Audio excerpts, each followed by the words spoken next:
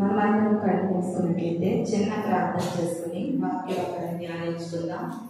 పరిశుద్ధుడ గొప్ప దేవ మహోన్నతమైన తండ్రి, మీ యొక్క పరిశుద్ధమైన పాదములకు స్తోత్రం చెల్లించుకుంటున్నాం ప్రభావ.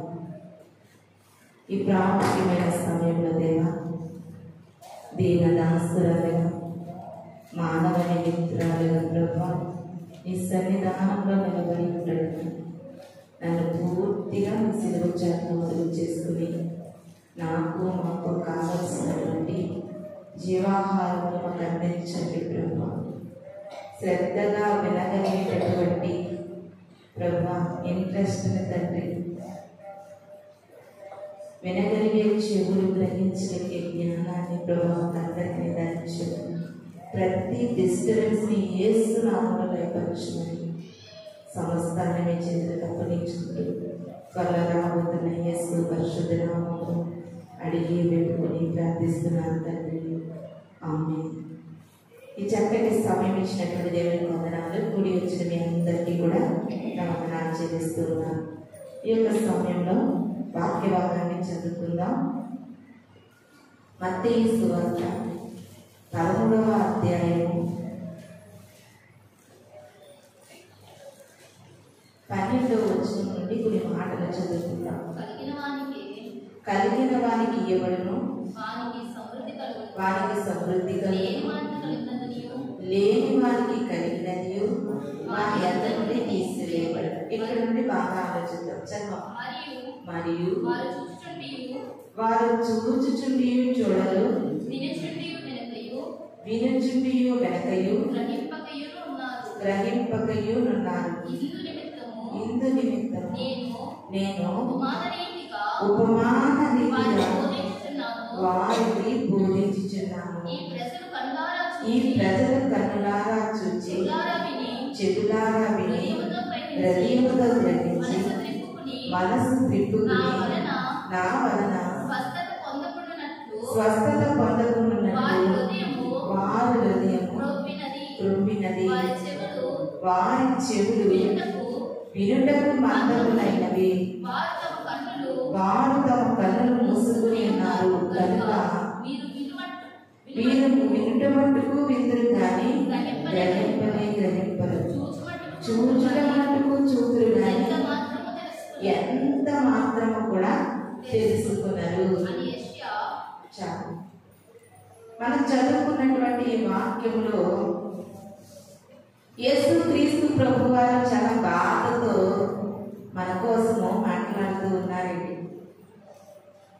ఏమని మాట్లాడుతున్నారంటే ప్రియమైన దేవుని సంగమా,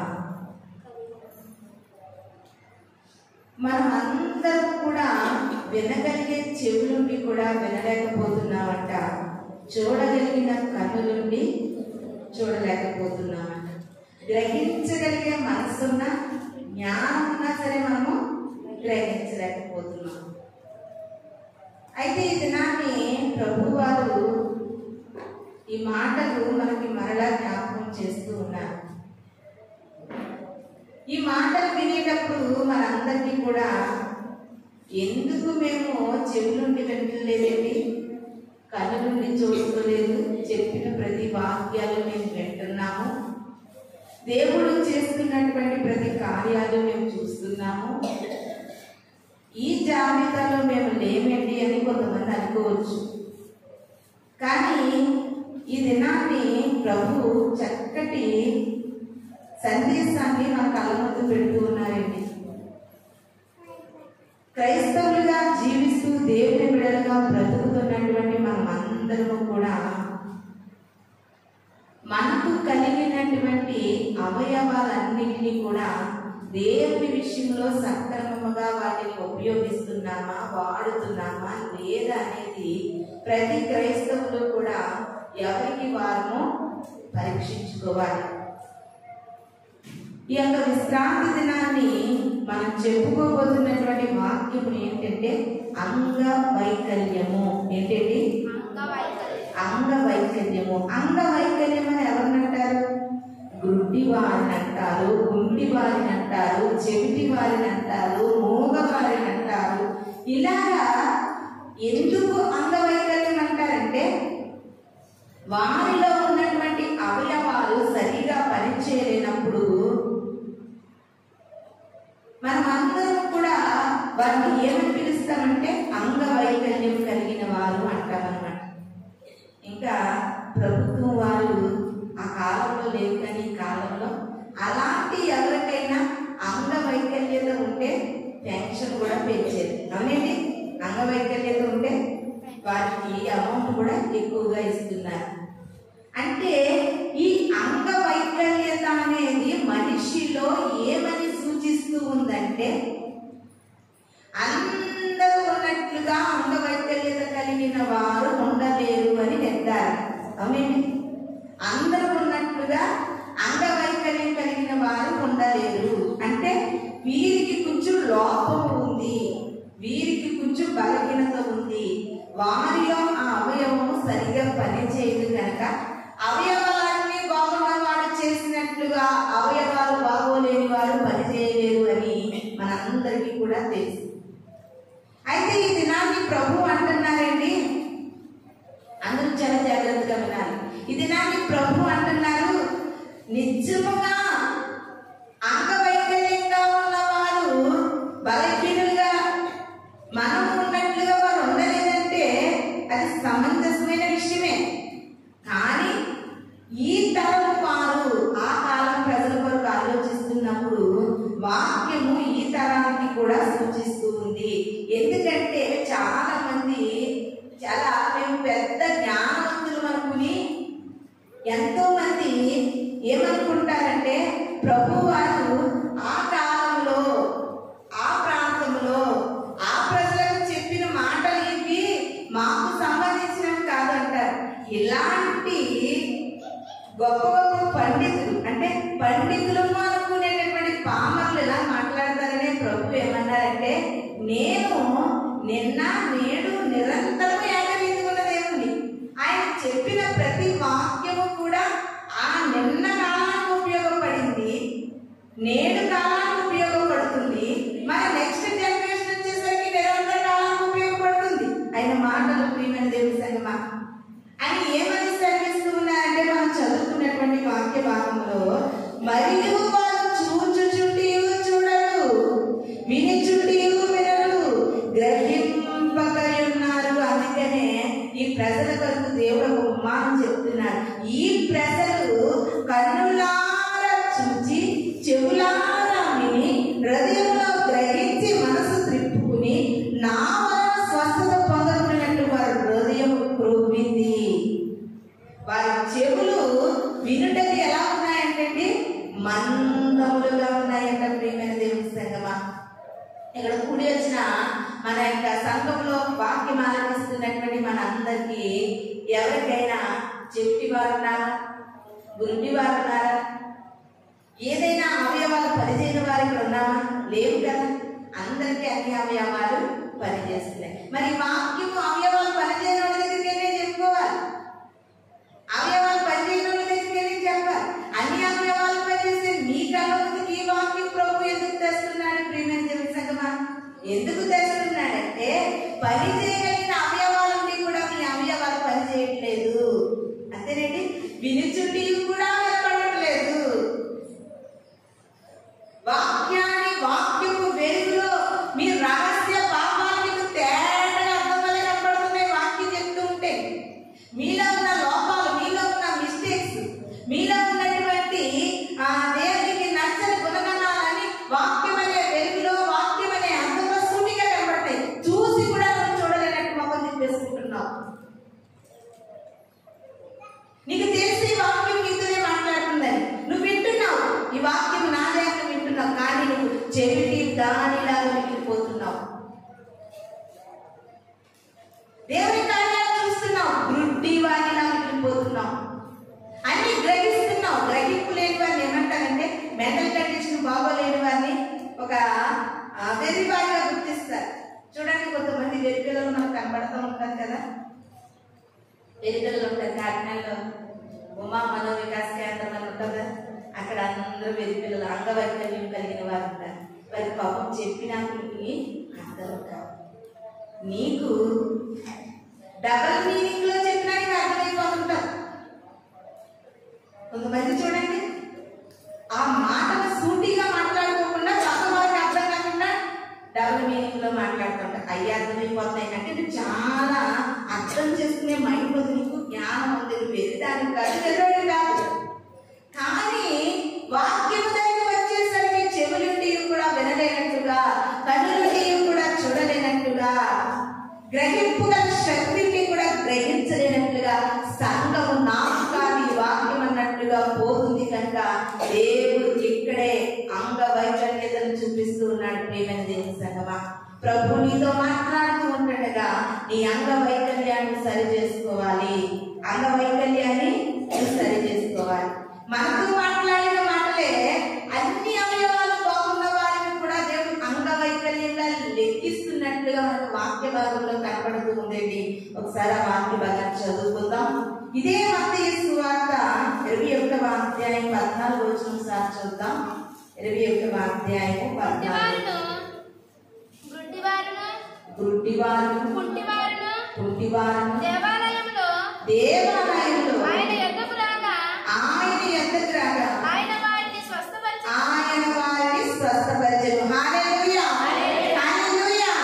ఈ దినాన్ని ఎవరెవరు దేవాలయానికి వచ్చారండి? బాగా ఆలోచించండి, చెప్పండి. ఎవరెవరు వచ్చారు? గుడ్డివారు, చెవిటివారు, అంగవైకల్యం కలిగిన వారందరూ ఎక్కడికి వచ్చారంట? అలా ఎందుకు వస్తారు? చెవిటి డాక్టర్ దగ్గరికి ఏమో చెవిటివాడు పోవాలి, కళ్ళు డాక్టర్ దగ్గరికి ఏమో గుడ్డివాడు వెళ్ళాలి, అంగవైకల్యం సరి చేయడానికి ఏమో ఏ స్పెషలిస్ట్ దగ్గరికి వాళ్ళు వెళ్ళాలి. వీరందరూ కూర్చుని ఎక్కడికి వచ్చారు? దేవాలయానికి వచ్చారండి. బాగా గమనించండి. వీరందరూ ఇన్ని అంగవైకల్యతలు కలిగిన వారందరూ కూడా ఒక్క చోటకి వచ్చారు. ఎక్కడికది? దేవాలయానికి. ఎందుకంటే దేవాలయంలో దేవుడు వారందరినీ ఏం చేశాడంటే స్వస్థపరిచాడంట. ప్రియమైన దేవుని సంగమా, వారందరినీ కూడా బాగు చేశాడు, స్వస్థపరిచాడు. ఇప్పుడు మన అందరూ దేవాలయానికి వచ్చాం. ఇక్కడ ఎంతమంది గుడ్డి వారు ఉన్నారు, ఎంతమంది చెవిటి వారు ఉన్నారు, ఎంతమంది హృదయంలో గ్రహింపు లేనటువంటి ఆత్మీయతను కలిగి ఉన్నారనేది ఎవరు మనస్సాక్షికి వారు తెలుసు.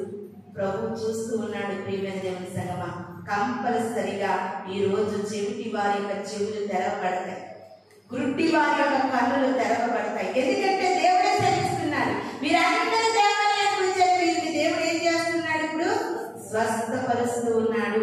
చాలా ఈ స్వస్థతలు అనేసరికి అన్నిల వరకు వెళ్ళేసరికి వారు చాలా కామెంట్స్ చేస్తూ ఉన్నారు. అవునండి, మన నిరీక్షణ గారు అంటున్నారు, మీ సేవకులు, మీ యొక్క దైవ సేవకులు అన్ని రోగాలు పోగొడితే వాళ్ళకి కళ్ళు రోగం పోగొట్టకుండా కళ్ళజోడు ఎక్కుంటున్నారని ఎవరో అడుగుతున్నారంట. మెయిన్ క్రైస్తవ్యం అనేది, సంఘం అనేది శారీరకమైన రోగములకు స్వస్థత కంటే ముందుగా నీ ఆత్మీయమైన రోగాలు పడుకోవాలి. ముందు నీ ఆత్మీయతలో ఉండే అంగవైకల్యాన్ని తీసుకోవాలి, నీ ఆత్మీయతలో ఉండే కుంటితనాన్ని తీసివేయాలి, నీ ఆత్మీయతలో ఉండే గుడ్డితనాన్ని తీసివేయాలి, నీ ఆత్మీయతలో ఉండే చెవిటితనాన్ని తీసివేయాలి. ఇవన్నీ ప్రకటన పెడుతున్నారు. శారీరకమైన స్వస్థతల వరకు సేవకుల సైతం కూడా ప్రోత్సాహపరుస్తూ ఉన్నారు. ప్రియమైన దేవుని సంగమా, అపోస్తలుడైన పౌలు గారు అంటున్నారు, ఈ జీవిత కాలం మట్టుకే చెవిటివారు, గుడ్డివారు, మోగవారు స్వస్థత పొందగలిగితే వారు చాలా దౌర్భాగ్యులు. ఈ జీవిత కాలం మట్టుకు కాదు, క్రైస్తవ జీవితము నిరీక్షణతో కూడిన జీవితము. మనకి యుగ యుగాల జీవితం కావాలి, ఈ అశాశ్వతమైన జీవితం కొరకు కాదు. అలాగే స్వస్థతలు లేవని కారణం. ఎందుకంటే దేవుడు అంటున్నారు, యెహోవాయే నిన్ను స్వస్థపరచు దేవుడు. ఆయన పొందిన దెబ్బలలో నీకు స్వస్థత ఉంది, ఆయన కాచిన రక్తంలో నీకు స్వస్థత ఉంది. ఆ స్వస్థత ముందు మన శారీరకం కంటే, శరీరం కంటే ఎక్కువగా మన హృదయములకు స్వస్థత ఉండాలి. ఆత్మలో స్వస్థత ఉంటే అన్ని బాగానే ఉంటాయి, శరీరం కూడా ఆరోగ్యంగా ఉంటుంది.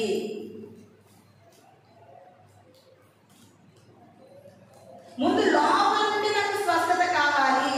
కొన్ని జబ్బులు, రోగాలు ఉంటాయి చూడండి, అవి ఎవరికి కనిపించదు. లంగ్స్ పాడేది ఎవరికైనా కనిపిస్తుందా?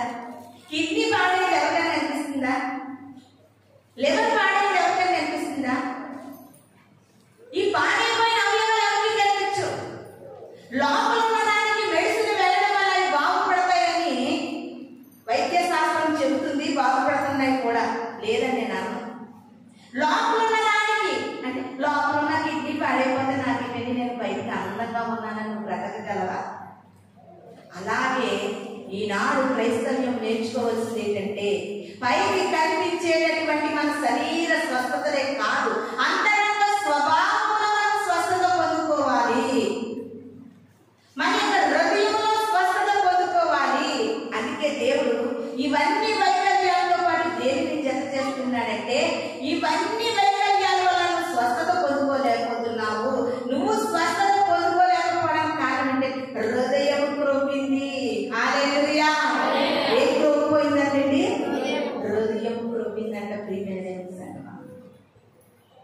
యేసుక్రీస్తు వారు వాక్యాన్ని ఉన్నట్టుగా ముక్కుసూటిగా మాట్లాడుతూ ఉంటే ఆ కాలంలో శాస్త్రులు, పరిసయ్యులు, సద్దుకయ్యులకి ఏంటి మేము చక్కటి కనులు కలిగి ఉంటే మమ్మల్ని గుడ్డోడు అంటున్నాడేంటి, మేము చక్కటి చెవులు కలిగి ఉంటే మమ్మల్ని చెవిటివాడు అంటున్నాడు, హాయిగా చక్కటి కాళ్ళు పనిచేస్తూ ఉంటుంటే మమ్మల్ని కుంటివాడు అంటున్నాడే. కానీ ఈ మాటలు ఆ కాలంలో ఆ ప్రజలకు నచ్చలేదు. ప్రియమైన దేవుని సంగమా, వాక్యము ఎప్పుడు కూడా ఎలా ఉంటుందంటే గుండు మీద కారం జరిగినట్లుగా వాక్యము వినుడితోనే నీ గుండె మంట కలగాలి. వాక్యము వినుడితోనే అది సరాసరి నాకే కూర్చుందే చూడండి సైలెంట్గా ఇలా వింటే అంటారు. అంటారండి అంటే అది గుచ్చుకుంది.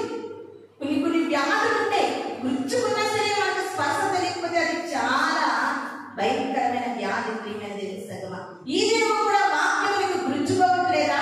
వాక్యం నీకు అంటుకోవట్లేదా? వాక్యం ద్వారా నువ్వు స్పందించలేకపోతావు అంటే నువ్వు ఇంకా భయంకరమైనటువంటి ఆత్మీయ రోగాన్ని కలిగి ఉన్నావన్న సంగతి మనం గ్రహించుకోవాలి. చూడండి ఒక మాట చూద్దాం. యెషయా గ్రంథము 42వ అధ్యాయం 18వ వచనం.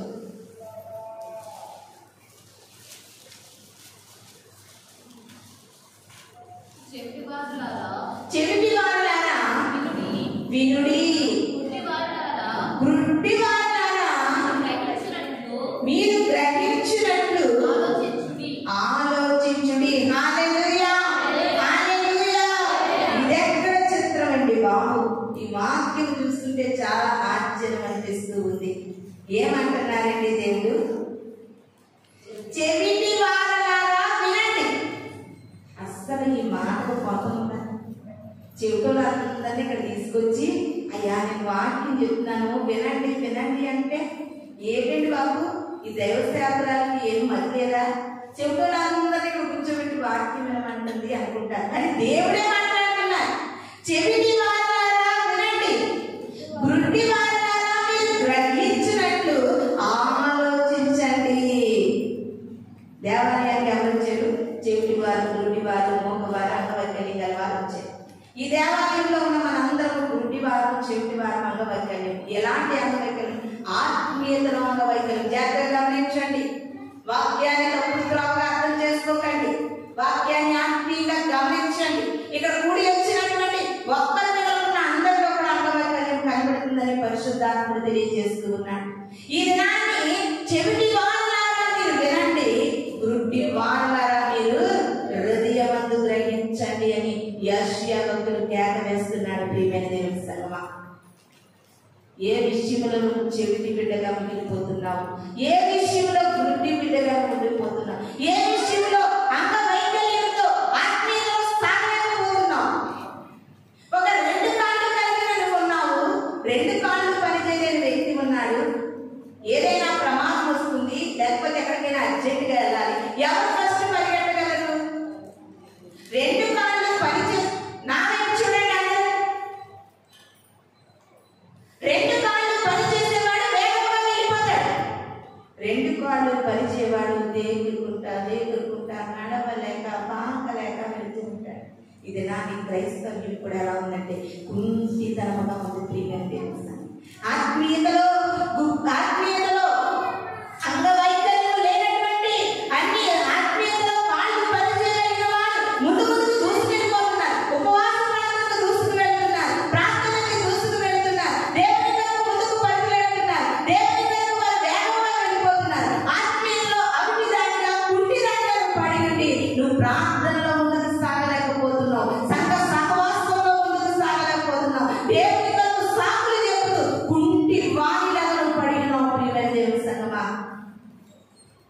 దినాన్ని నీ ఆత్మీయత అంగ వైకల్యాన్ని దేవుడు స్వస్థపరచడానికే ఈ దినాన్ని మనతో సూటిగా మాట్లాడుతూ ఉన్నాడండి. అవిటి దాని అయిపోయావు, కృంటి దాని అయిపోతున్నాను, గురుంటి దాని అయిపోతున్నావు. దేవుని కార్యాలు చూడకుండా, ఆయన మహత్కార్యాలు, ఆయన అద్భుత కార్యాలు, ఆయన గొప్పతనాన్ని నువ్వు గ్రహించలేనటువంటి మందము గల చెవులు కలిగి ఉంటున్నావేమో. ఇది నా ప్రభు నిన్ను గర్జిస్తూ ఉన్నాడు. నీకు వాక్యమే వినలేని చెవులు ఉంటే కడపటి పూర్వం రోగమే నీకు ఎలాగ వినిపిస్తుందని నువ్వు అర్థం చేసుకోగలుగుతున్నావు. ఈ లోకంలో అందము, ఆస్తి, ఐశ్వర్యము, ఉన్నత చదువులు, ఉన్నత ఉద్యోగాలు కడపటి పూర్వం రోగగానే వినిపించే శక్తిని బహు జాగ్రత్త. నీ చెవులు ఇప్పుడు వాక్యము విని దాని ప్రకారం బ్రతకగలిగితే కడపటి పూర్వం రోగుతుండగా దేవుని బిడ్డలకి అపూర్వ శబ్దము. కృపాక్షేమము అనే పాటలో లాస్ట్ చరణం ఉంటుంది కదండి. పూర శబ్దము వినబడగానే అలా మొక్కుంటుంది ప్రియమైన తెలుసు. నా బ్రతుకులో కలలు పండగా ఆ పూర శబ్దాన్ని నువ్వు వినాలంటే ఈ దినము వాక్యం ఆలపిస్తున్న నీవు నీ చెవిటి తనములో నువ్వు స్వస్థత పొందుకోవాలి. పూర శబ్దము మనం వినాలి ప్రియమైన తెలుసు. అందరికీ అది వినపడదు. దేవుని కొరకు సిద్ధపాటు కలిగిన వారికి కడపటి పూర మ్రోగగనే కనురెప్ప పాటున మారెదవా. కడపటి పూర మ్రోగగనే అది దేవునితో ఎంతబడే బిడలకే వినబడుతుంది. వినబడిన వారందరూ ఎంతబడతారు. వాక్యమే నీకు వినబడలేని చెవులు ఉంటే నిజంగా నీ గుండెల మీద చేసుకుని చెప్పగలవా? నేను కడపటి పూర శబ్దము వినగలనని. వినలేవు. నేను ప్రియమైన దేవుని స్థానం. ఇది నాది ఎలాంటి అవిటితనం కలిగి నువ్వు జీవిస్తున్నావు, ఎలాంటి అంగవైకల్యతలో నువ్వు బ్రతుకుతూ ఉన్నావు. ఇంకా ప్రభు వారి చక్కటి మాట అంగవైకల్యాన్ని కోసం మనకు తెలియజేస్తూ ఉన్నారు. మత్తయి సువార్త 23వ అధ్యాయము 26వ వచనం. ఈ మాట విన్నప్పుడు చాలా ఆశ్చర్యం అనిపిస్తూ ఉంది ప్రియమైన దేవుని సంగమా. ఈ మాట చదువుతుంటే ఆశ్చర్యం అనిపిస్తూ ఉంది. చదవమ్మా. ఎలా అంటున్నారో చూడండి. గుడ్డి పరిసయ్యుడా, గిన్నెయు బలము వెలుపల శుద్ధి చేస్తున్నావు, కానీ ముందు వాటి లోపల శుద్ధి చేయము. అది నాని పరిసయ్యులంగా, సద్దుకైలంగా, శాస్త్రులంగా వీరందరూ కూడా కాలంలో ఆ పట్టణంలో పెద్ద పెద్ద అధికారులు, దేవాలయంలో వాక్యాన్ని మోసే ధర్మశాస్త్రాన్ని ఎన్నివారు. అలాంటి గొప్ప వారిని పట్టుకుని దేవాది దేవుడు ఏమంటున్నాడంటే, గుడ్డి పరిసయ్యుడా. ఎంతో కోపం వచ్చేసిందండి పరిసయ్యుడికి. అంగవైకల్యత లేని వారిని గుడ్డిదానా అంటే కోపం వస్తుంది. ఏమేం చెప్తానా అంటే కోపం వస్తుంది. ఎందుకంటే నాలో ఉన్నటువంటి లోపం లేకపోయినా ఆ లోపం నాకు ఎందుకు చూపిస్తున్నావు అనే కోపం మనుషులకు వస్తుంటే ఈ దినాన ప్రభు సూటిగా పరిసయ్యుడిని అంటూ ఉన్నారు. గుడ్డి పరిసయ్యుడా, గిన్నె పలుము బయట శుభ్రం చేస్తున్నాను, లోపం చేస్తలేదు. నీ కళ్ళు గుడ్డి కనుక ఇది నా క్రైస్తవులు కూడా అంతే. పైకి భక్తి గల వేషధారణ, పైకి భక్తిగా కనిపిస్తున్నారు, వేషధారణతో మిగిలిపోతున్నారు. ఈ దినాన్ని అనేకమైన గుడ్డి పరిస్థితులాగా క్రైస్తవులు అనేక మంది గుడ్డి క్రైస్తవులుగా మిగిలిపోతున్నారు. దేవుడు అంటున్నాడు, పై వేషాలు తీసివే, ముందు నీ అంతరంగాన్ని శుభ్రం చేసుకో, నీ అంతరంగాన్ని శుద్ధి చేసుకో, నీ మనస్సును శుద్ధి చేసుకో. దావీదు గారు అంటున్నారు, ప్రభువా హిమము కంటే తెల్లగా నన్ను కడిగయ్యా. పవిత్రమైన మనస్సు, పరిశుద్ధమైన హృదయము నాలో ఉండాలి ప్రభువా. నా అంతరంగంలో శుద్ధత నేను కోరుకుంటున్నానంటున్నారు ప్రియమైన దేవస్థానం. పైన చేసే భక్తి ఎవరికైతే ఉందో వారిని దేవుడు ఏమంటున్నారండి? గుడ్డి వాళ్ళారా, ముందు మీ హృదయములు కడుక్కోండి అయ్యా. మీ హృదయాన్ని కడుక్కోండి. పైకి కనిపించే భక్తి కాదు.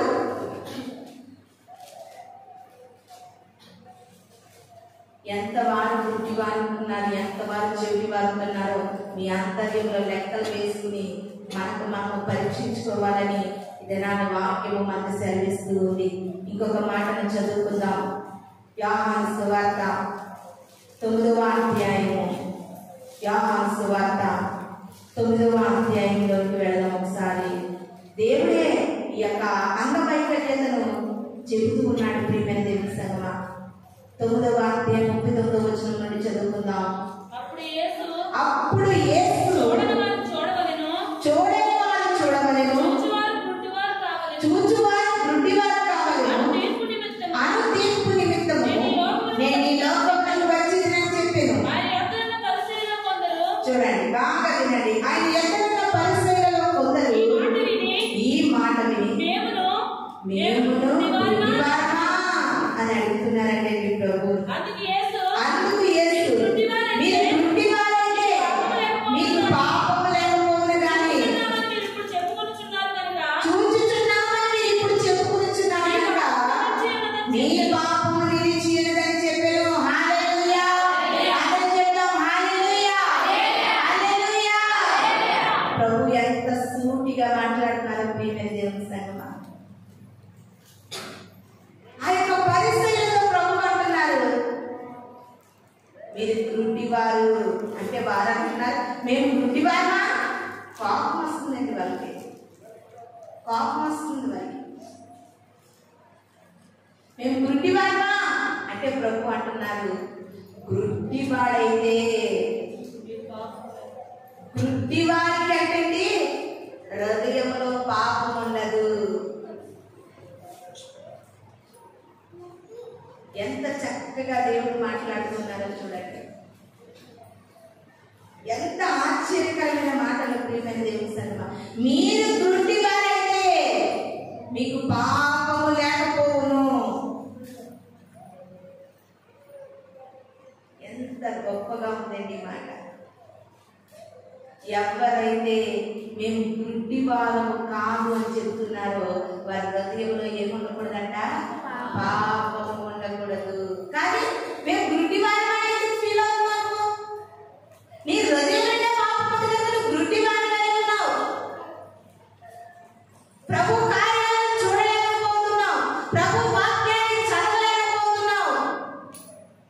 చాలా మంది ప్రార్థనకు రావడమే పెద్ద పని అనుకుంటున్నారు, కానీ వ్యక్తిగతంగా ప్రార్థన చేసుకోవట్లేదు. ప్రభు వాక్యాన్ని చదవలేని వారు కూడా ఉన్నారు. ప్రియమైన దేవుని సంగమా, నిజంగా దేవుని వాక్యాన్ని మనం చదవకపోతే మనము గుడ్డివారమే. పాపము మానకపోతే గుడ్డితనమే. దేవునికి ఇష్టం లేని వదలకపోతే గుడ్డివారమే. చాలాసార్లు బయటికి వెళ్ళినప్పుడు అలా తడుకుంటూ నడుస్తుంటే గుడ్డివారం చూసి బాధ అనిపిస్తుంది. నిజంగా వాళ్ళు ఎలా నడుస్తారంటే పాపం వెళ్ళాలి వాళ్ళు ఒక అంచనాగా నడుస్తూ ఉంటారు. గుడ్డివారు అంచనాగా నడుస్తూ ఉంటారు. గుడ్డివారు ఎలా నడుస్తారు? ఒక్కొక్కరికైతే స్టిక్ ఉంటుంది, స్టిక్ ద్వారా అడ్డంగా ఏమైనా ఉన్నాయేమో అని చూసుకుంటూ నడుస్తారు. అలాంటి వాళ్ళు చూస్తే చాలా బాధ అనిపిస్తుంది. ఆ గుడ్డివారు రోడ్డు పక్కన కట్టంగా చాలా మంది వారికి దానం కూడా చేస్తూ ఉంటారు. ఇప్పుడు అనిపిస్తుంది నాకు, శారీరకమైన గుడ్డితనము వారి యొక్క జీవితంతో అర్థమైపోతుంది. కానీ ఆత్మీయమైన గుడ్డితనం యుగ యుగాలు నీతోనే గడుపుతుంది. ఆ యుగ యుగాలు నీ నరకంలోకి తీసుకెళ్తుంది. ఈ కొద్ది కాలం గుడ్డివారు చూస్తేనే మనకు అంత జాలి అనిపిస్తూ ఉంటే ఆత్మీయంగా గుడ్డివారి వల్ల బ్రతుకుతున్నావే, నువ్వు యుగ యుగాలు నరకంలో కాలాలంటే ఎంత బాధ అనిపిస్తుంది. ప్రియమైన దేవుని సంగమా, యుగ యుగాలు నరకంలో కాలాలి చెప్తున్నారు కదా. గుడ్డివారు ఏం చేస్తారంటే, గుడ్డివారు ఏం చేస్తారు? తడుగుతూ ఉంటారు. ఈ దినాన్ని క్రైస్తవ్యంలో నువ్వు గుడ్డిగానే ఉంటే అన్ని తడుపుకుంటావు. అన్ని తడుపు పాట పాడినా ఏ పాట పాడడం తడుగులాటలోనే సరిపోతుంది. గుడ్డితనం ప్రార్థన చేయనా? కడుగుపడమే ఆత్మీయతలో గురుడితనం. ఈ చిన్న విషయానికి నేను సాక్ష్యం చెప్పనా? గురుడితనం. ఉపవాస ప్రార్థనకు వెళ్ళనా? గురుడితనం. ఇలాగా గురుడితనం ఎలా ఉంటుందంటే ప్రియమైన దేవుని సంగమా, సరాసరి దీనిగా దేవుని దగ్గరికి వెళ్ళదు, తడుగుతూ ఉంటది, తడుగులాడుతూ ఉంటది. తడుగుతూ ఉంటే ఈ లోకంలో తడుపుకునే కొద్ది ఏదో మనకి ఎదురవుతూనే ఉండే. దేవుని విషయంలో నీవు నిదానంగా చూసే బిడ్డగా ఉంటావు. తడుగుతారే గురుడి వారు మనకలాగా చక్కగా ఉందాగా నడిచేలేరు వాళ్ళు. ఆత్మీయతలో ఒకవేళ గుడ్డి వాని వల్ల మిగిలిపోయి ఆత్మీయతలో కొంతమంది ముందుకు సాగుతూ ఉంటే నువ్వు సాగలేవు, ఒక గుడ్డి వాని వల్ల ఉండిపోతున్నావేమో. దినాన్ని ప్రభు మనల్ని ప్రశ్నిస్తూ ఉన్నాడు. ఎలాంటి అంగవైకల్యతలు నీ ఆత్మీయతలో కనబడుతున్నాయి? ఎలాంటి అంగవైకల్యతలు నీ ఆత్మీయతలు ఎదురవుతున్నాయి? ప్రియమైన దేవుని సంగమా, ఒక పాట మాత్రం చక్కగా పాడతారు. గుడ్డివాడినయ్యా నా కనులు తెరువుమా, మూగవాడినయ్యా నీ స్వరము నీయుమా, కుంటివాడినయ్యా నన్ను కరుణించుమా. అంటే ఈ పాట అండి ప్రపంచంలో ఉన్నటువంటి అంగవైకల్యం కలిగిన వారికి కాని పాట, క్రైస్తవులకు. ఎవరికంటే ఈ పాట అంకితం? క్రైస్తవులకు. అందుకే దేవుడు అంటున్నాడు, కన్నులు నీవు చూడరు, చెవులు నీవు వినరు, హృదయమందు గ్రహించండి క్రైస్తవులు. ఈ క్రైస్తవుల్లోనే అంగవైకల్యత అట్టగట్టినట్టు కనిపిస్తూ ఉంది, గుడ్డితనం కనిపిస్తూ ఉంది, చెవిటితనం కనిపిస్తూ ఉంది, అవిటితనం కనిపిస్తూ ఉందని ప్రభు మాట్లాడుతున్నారు. మళ్ళీ తిరిగి ప్రభుని ప్రశ్నిస్తున్నారు వీళ్ళు. పరిసయ్యులు అంటున్నారు, ఏమయ్యా మేము గుడ్డివారమా? అయ్యా మీరు గుడ్డివారని నేను అనట్లేదు, కానీ వాక్యం ఏమంటుందంటే నీలో పాపం ఉందా? నేను అన్నాను, నీలో పాపం ఉందా? నువ్వు గుడ్డిదానివే. నీలో పాపం ఉందా? నువ్వు గుడ్డడివే అని ప్రభు మాట్లాడుతున్నారు. దెబ్బకి తిరిగి ప్రభుని మేము గుడ్డివారమా అన్న వాళ్ళ పరిస్థితులు నోరు మూసారండి. ఎందుకంటే మనలో పాపం ఉంటే నేను అవిటిదాన్నే, నేను కుంటిదాన్నే, నేను చెప్పిదాన్నే, నేను గుడ్డిదాన్నే. ప్రతి ఒక్కరు కూడా ప్రశ్నించుకోండి ప్రియమైన తెలుసా. ఇంకొక చోట ఏమిటో తెలుసా వాక్యంలో, గుడ్డివారు, చెవిటివారు, అంగవైకల్యత కలిగిన వారు దేవుని రాజ్యంలోనికి చేరనంటండి. దేవుని రాజ్యంలోనికి వీరికి ఏమాత్రము స్థానం లేదంటే ప్రియమైన తెలుసా. వాక్యం ఆలోచిస్తున్న నీవు నీ చెవితనాన్ని తీసివేసుకో, నీ గుడ్డితనాన్ని తీసివేసుకో, నీ అవిటితనాన్ని తీసివేసుకో. అవిటి దానిగా ఆత్మీయతలో ఎలా సాగలేకపోతూ ఎంత కాలం జీవిస్తావు ప్రియమైన దేవుని సంగమా. ఇప్పుడే ప్రభు మనతో మాట్లాడుతుండగా మన ప్రతి ఒక్క అంగవైకల్యతను మనము శుద్ధి చేసుకుందాం. ఇంకొక మాటను చూద్దాం. 2వ కొరింథీయులకు రాసిన పత్రిక 4వ అధ్యాయము 4వ వచనాన్ని చదువుకుందాం. 2వ కొరింథీయులకు రాసిన పత్రిక 2వ కొరింథీయులకు రాసిన పత్రిక 4వ అధ్యాయం 4వ వచనము. దేవుని స్వరూపి అయ్యున్న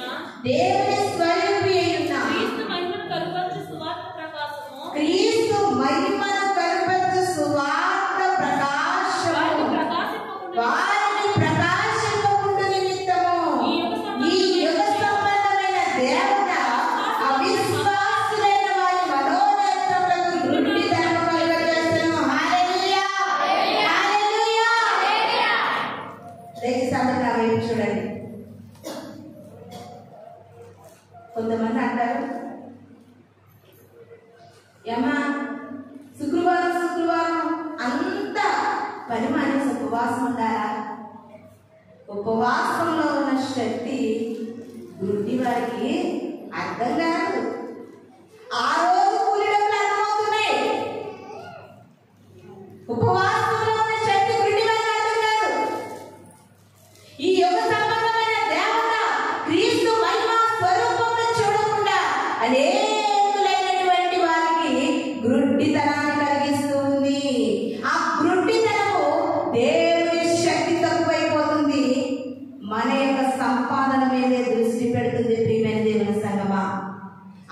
ఆత్మీయతలో గురుడితనం ఉంటే ఇక రోజు వెళ్ళిపోవాలంటే 40 దినాలు సిలువ ధ్యానాలు గుడికి అప్పుడప్పుడు మానేస్తే తప్పేముంది? అదే గురుడితనం అండి, అదే గురుడితనం. ఒక్క రోజు మానేసాను, 2 రోజులు మానేసాను, 3 రోజులు మానేసానని లెక్కలేస్తావు కదా. ఏం మానేసామని లెక్కలేస్తున్నావు మీకు అర్థమయ్యే ఉంటుంది. ఇన్ని రోజులు మానేసాను, ఇంకా నా చేతికి ఏమొస్తాయండి? ఆత్మీయతలో ఎన్ని రోజులు నువ్వు మానేసుకోవాలనుకుంటున్నావో వృద్ధి వాడిగా మిగిలిపోతున్నావు కానీ నీకు అర్థం కావట్లేదు. ఎందుకంటే నువ్వు వృద్ధి వాడిగా మిగిలిపోవడానికి గల కారణం ఏంటంటే అవిశ్వాసులైన వారికి ఈ లోక దేవత వృద్ధిదాన్ని కలుగజేస్తుంది. ఎవరికి? క్రైస్తవులందరికీ కాదు సుమా, అవిశ్వాసులైన వారికి, విశ్వాసము లేని వారికి ఈ లోక దేవత వృద్ధితనము కలుగజేస్తుంది. నిజముగా నీలో అవిశ్వాసత ఉన్నా సరే, అవిశ్వాసం ఉన్నా సరే, నువ్వు ఎలా మిగిలిపోతున్నావు దేవుని దృష్టిలో? గుడ్డివాడిగా మిగిలిపోతున్నావు, గుడ్డివాడిగా మిగిలిపోతున్నావు. ప్రియమైన దేవుని సంగమా, 1 యోహాను పత్రిక 2వ అధ్యాయము 11వ వచనం. 1 యోహాను పత్రిక 2వ అధ్యాయము 11వ వచనం. తన సహోదరుని ద్వేషించువాడు చీకటిలో ఉండి చీకటిలో నడుచుచున్నాడు, చీకటి అతని కన్నులకు గుడ్డితనం కలుగజేయుచున్నది, గనుక తాను ఎక్కడికి పోవుచున్నాడో అతనికి తెలియదు. హల్లెలూయా, హల్లెలూయా. రెండు చేతులు పైకెత్తి చెప్తాం, హల్లెలూయా, హల్లెలూయా. నిజముగా ప్రియమైన దేవుని సంగమా, ఆత్మీయత అనే గుడ్డితనము ఏం చేస్తుందంటే మనం ఎక్కడికి వెళ్తున్నామో మనకు తెలియకుండా చేస్తుందంటే, ఆత్మీయత అనే గుడ్డితనం మనం ఏం చేస్తుంది? నువ్వు చేసేటటువంటి ఏదైనా సరే కొంతమందికి అది తప్పుగా అనిపిస్తుంటే నీకు తప్పుగా అనిపించదు. ఎందుకంటే నువ్వు ఎక్కడికి వెళ్తున్నావో నీకు తెలియకుండా ఆత్మీయమైన గుడ్డితనం ఉంది. ప్రియమైన దేవుని సంగమా, ఎందుకురా బాబా అంత ఎక్కువ త్రాగుతున్నావు అన్నామనుకో, ఆ త్రాగి వాడికి తెలియదు కానీ ఎక్కడికి పోతున్నాడో. అయ్యో త్రాగి త్రాగి చచ్చిపోతాడేమో మనం బాధపడుతున్నాం, కానీ అందులో ఉన్న వాడికి గుడ్డితనం కలిగి ఉన్నాడు కనుక వాడికి తెలియదు. అమ్మా, నువ్వు చేసేది ఎంత భయంకరమైన తప్పు తెలుసా? ఆ తప్పు వల్ల ఏదో ఒక రోజున నువ్వు నష్టం కలుగుతుంది, నీకు బాధ కలుగుతుంది, నీకు వేదన కలుగుతుంది, నీ జీవితానికే తీరని లోటు కలుగుతుందని చెప్పమనుకోండి. ఆ గుడ్డితనంలో ఉండి అది తప్పు కాదు అని మాకు అనిపిస్తుంది ప్రియమైన దేవుని సంగమా. కానీ ఒకనొక రోజు వస్తుంది, నీ కళ్ళు తెరవబడే రోజు. అప్పుడు అనిపిస్తుంది మనం ఏది చేస్తున్నామో అది తప్పు అని. మనం ఎక్కడికి నడుస్తున్నామో అని తెలియదంటండి. యోహాను సువార్తలో భక్తుడు అంటా ఉన్నాడు, చీకటిలో నడుస్తాడు, చీకటి తన కన్నులకు గుడ్డితనం కలుగజేస్తుంది, కనుక తాను ఎక్కడికి పోతున్నాడో అతనికి తెలియదు. ఊరంతా స్ట్రీట్ లైట్లు లేవు, ఇళ్లలో లైట్లు లేవు, ఊరంతా కరెంటు పోయిందమ్మా. నువ్వు వేరేదో ఊరు వెళ్ళాలి, నడిచి వెళ్తున్నావు, ఆ చీకటిలో నువ్వు ఎక్కడికి వెళ్తున్నావు నీకు తెలుస్తుందా? ఎందుకు?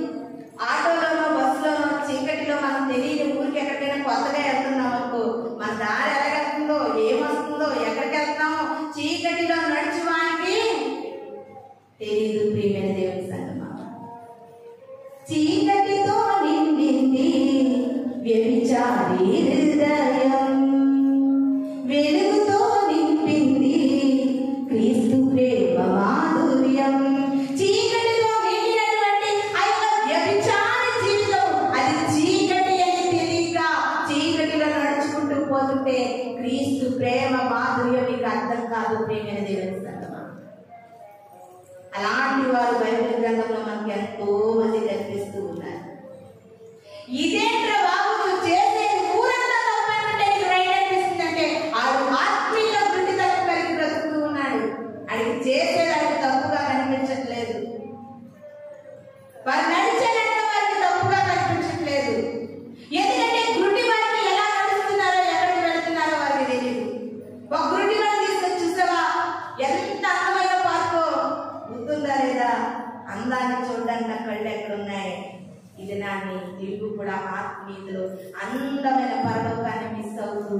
లోకం అనే దేవతలకు గుడ్డితనం కలిగించి అవిశ్వాసిగా బ్రతుకుతున్నామేమో ప్రియమైన దేవుని సంగమా. ఇది నా నీ అంగవైకల్యతను కడిగి వేసుకునేటట్లుగా ప్రభు పాదాలు పట్టుకుని మనం ప్రతినాడే బిడ్డలుగా ఉండాలి. లాస్ట్ గా ఇంకొక మాటను చూసి మనం ముగించుకుందాం. ప్రకటన గ్రంథము 3వ అధ్యాయము 17వ వచనము. ప్రకటన గ్రంథము 3వ అధ్యాయము 17వ వచనము. నీవు దౌర్భాగ్యుడవు, దిగంబరుడవై ఉన్నావని ఎరుగక నేను ధనవంతుడను, ధనవృద్ధి చేసి ఉన్నాను, నాకేమి కొరలేదే అని చెప్పుకుంటున్నావా? నీవు ధనవృద్ధి చేసుకున్నట్టు అగ్నిలో పుట్టబడిన బంగారము నీ దేశమున సిగ్గు కనబడినట్లు ధరించుకుంటున్నావు. తెల్లని వస్త్రములు నీకు దృష్టి కలిగినట్లు నీ కన్నులకు కాటుగా నా యొద్ద కొనుక్కుమని నీకు బుద్ధి చెప్పుచున్నాను. హల్లెలూయా, హల్లెలూయా. ఒక ధనవంతుడు అనుకుంటున్నాడట, కావలసినంత ధనము నాకుంది, నాకే కొదువ లేదు అని పాపములనే బ్రతుకుతున్న ఒక ధనవంతుడు ఉన్నాడంట. దేవుని వాక్యం అంటుంది, ఆ ధనములతో పాపములో ఉన్నావు కనుక ఈ లోకంలో పట్టు వస్త్రాలు వేసుకోవచ్చు, కానీ పాపుల కంటే నరకములోని దిశమల కప్పడానికి కూడా చిన్న క్లాత్ కూడా ఉండదంటే వారు చాలా దిగంబరులుగా ఉంటారంట. దేవుని కొరకు బ్రతికే వారికి ఏ వస్త్రాలు కప్పబడతాయి? మహిమా వస్త్రాలు కప్పబడతాయి. వారు దిగంబరులుగా ఉండరు. ఈ లోకంలో ఆత్మీయులో చెవితనముగా, గురుడితనముగా, అంగవైకల్యంగా బ్రతికిన నీవు దిశమల కప్పడానికి కూడా ఎవరు ఉండరంటండి. పట్టు వస్త్రాలే నీవు తొడిగిన గాని పరరది పైన నీవు నడచిన గాని. చూడండి, నువ్వు పట్టు వస్త్రాలు తొడిగిన బిడ్డవైనా, నువ్వు ధనవంతుడు అయినా, దేవుని కొరకు బ్రతికే బిడ్డవు నువ్వు కాకపోతే నీ దేశముల కప్పడానికి కూడా అక్కడ ఎవరు ఉండరు. అందుకనే ధనవంతుడిగా బ్రతికినటువంటి ఆ యొక్క ధనవంతుడు అగ్నిలో దిశమలో కూడా కప్పడానికి లేక ఆ నరకములో ఏడుస్తూ ఉంటే లాజరు అబ్రహాము గారి యొక్క రొమ్మున ఆనుకుని ఉన్నాడంట. ఈ లోకంలో లాజరు సరైన బట్టలు లేవండి అనుకుంటున్నాడంట ధనవంతుడు. ధనవంతుడు కళ్ళు తెరిపిస్తున్నది ప్రకటన గ్రంథము. జాగ్రత్తయ్యా, నువ్వు ధనములో ఉన్నాననుకుంటున్నావేమో. ఆ ధనము రేపటి దినాన్ని నీ దిశమలను కూడా కప్పడానికి నీకు చిన్న క్లాత్ కూడా ఉన్నటువంటి నరకంలోనికి నీవు జారిపోతావు. వాక్యం ఆలోచించినటువంటి ప్రియమైన దేవుని సంగమా, ప్రభు ఈ దినాన్ని మనలో ఎన్నో అంగవైకల్యతలు మన కళ్ళ ముందు పెట్టి ఉన్నాడు. ఒకవేళ నీకు ఆత్మీయమైన అంగవైకల్యం ఉంటే కనుక ఏ స్పెషలిస్ట్ దగ్గరికి వద్దండి. మనం చదువుకున్న వాక్యం ప్రకారంగా గురుటివారు, చెవిటివారు, వాకిటివారు, మోగవారు, అంగవైకల్యం కలిగిన వారందరూ దేవాలయానికి వచ్చేసారంటండి. యేసుక్రీస్తు వారు వారందరినీ కూడా స్వస్థపరిచారు. ఈ దినాన్ని స్వస్థత పొందుకోవాలని నీకు ఆశ ఉంటే కంపల్సరిగా మనమందరం కూడా కళ్ళు మూసుకుని మన అంగవైకల్యత నుండి మనం విడుదల పొందులాగిన ప్రభువుని అడుగుదాం, ప్రార్థన చేసుకుందాం. పరిశుద్ధుడా, గొప్ప దేవా, మహోన్నతుడా, కళ్ళ నుండి కూడా గుడ్డివారముగా, చెవుల నుండి కూడా చెవిటివారముగా, హృదయమందు గ్రహింపు లేనటువంటి ప్రభువా అవినితనము మాలో ఉంది ప్రభువా. ఇది నా నీ వాక్యము ద్వారా మా అంగవైకల్యతలను అయ్యా నీ వాక్యము వెలుగులో ప్రభువా ఎంతో సూటిగా మాకు చూపించిన దేవుడు ప్రభువా. ఏ అంగవైకల్యతతో ప్రభువా ఆత్మీయతలో ముందుకు సాగలేకపోతున్నామో తండ్రి, దయతో మమ్మల్ని క్షమించండి. దేవాలయానికి వచ్చినటువంటి అంగవైకల్యులందరినీ స్వస్థపరిచినట్లుగా మా యొక్క అంగవైకల్యతను ప్రభువా నీ సన్నిధిలో మాకందరికీ స్వస్థత దయచేయండి. ఈ వాక్యము ప్రభువా విన్నటువంటి ప్రతి బిడ్డ యొక్క అంగవైకల్య నీ కొరకు నీ సాక్షులుగా బ్రతికేటట్లుగా ఈ వాక్యము ప్రతి హృదయములలో నీరు కట్టి ఫలింపచేయమని త్వరలో రాబోతున్న యేసు పరిశుద్ధ నామములో అడిగి వేడుకుని ప్రార్థిస్తున్నాము తండ్రి. ఆమేన్. మీ అందరికీ వందనాలు.